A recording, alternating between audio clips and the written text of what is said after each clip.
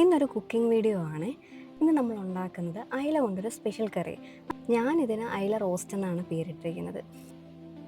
ഇതിൻ്റെ ചേരുവകളെല്ലാം നിങ്ങൾക്കിപ്പോൾ കാണുന്ന പോലെ മഞ്ഞൾ, മുളക്, ഉപ്പ്, ഉള്ളി, വെളുത്തുള്ളി, ഇഞ്ചി, കറിവേപ്പില, പിന്നെ നമ്മൾ യൂസ് ചെയ്യുന്നത് കുറച്ച് കുരുമുളക് ചതച്ചതും. എൻ്റെ മനസ്സിൽ തോന്നിയ രീതിയിലാണ് ഒരു കറി ഞാൻ പ്രിപ്പയർ ചെയ്തതാണ്. നേരത്തെ എടുത്ത ചേരുവകൾക്കൊപ്പം കുറച്ച് വെളിച്ചെണ്ണ കൂടെ ചേർത്തിട്ടാണ് നമ്മൾ അരപ്പുണ്ടാക്കുന്നത്. ശരിക്കും പറഞ്ഞാൽ കഴിഞ്ഞ ദിവസം വീട്ടിൽ മത്തി കിട്ടിയപ്പോഴത്തേക്കും മത്തി കൊണ്ട് ഇങ്ങനെ ഒരു ട്രൈ ഞാൻ ചെയ്ത് നോക്കി. അത് സക്സസ് ആയിരുന്നു. എനിക്ക് ആ ടേസ്റ്റ് ഭയങ്കരമായിട്ട് ഇഷ്ടപ്പെട്ടു. അങ്ങനെയാണ് ഇന്ന് അയല കിട്ടിയപ്പോഴത്തേക്കും എന്നാൽ പിന്നെ അയല കൊണ്ട് ഇങ്ങനെ ചെയ്താലോ എന്ന് തോന്നിയത്. കറി വയ്ക്കാനെടുത്ത അയലയിൽ ഒരെണ്ണം അപ്പോസിനെ വറുക്കാനായിട്ട് എടുത്തു. ബാക്കിയുള്ളത് വെച്ചിട്ട് സ്പെഷ്യൽ കറി വെക്കാമെന്ന് വിചാരിച്ചു.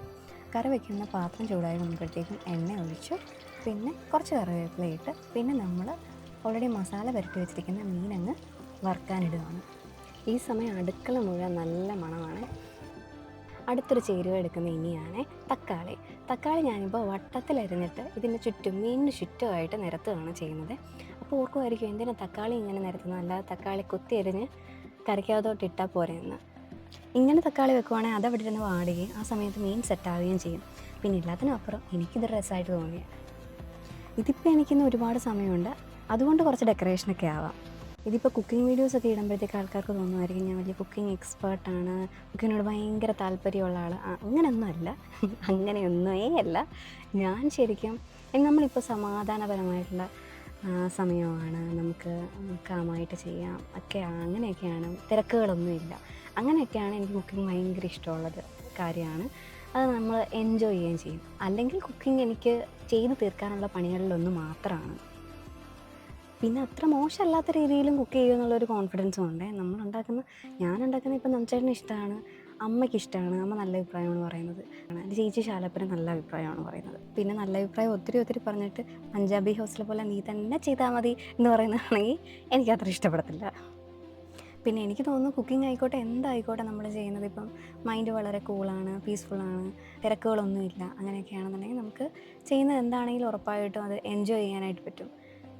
അങ്ങനെ കഥയൊക്കെ പറഞ്ഞപ്പോൾ തക്കാളിയൊക്കെ ഓൾമോസ്റ്റ് വാടിയിട്ടുണ്ട്. അത് നമ്മൾ നേരെ തട്ടി മീനിൻ്റെ സൈഡിലോട്ടാക്കുവാണേ.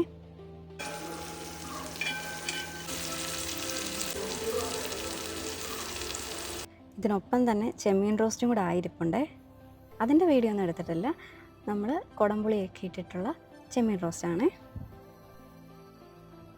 ഇനിയാണ് നമ്മുടെ സ്പെഷ്യൽ കറിയിൽ നമ്മൾ തേങ്ങാപ്പാൽ ആഡ് ചെയ്യാൻ പോകുന്നത്.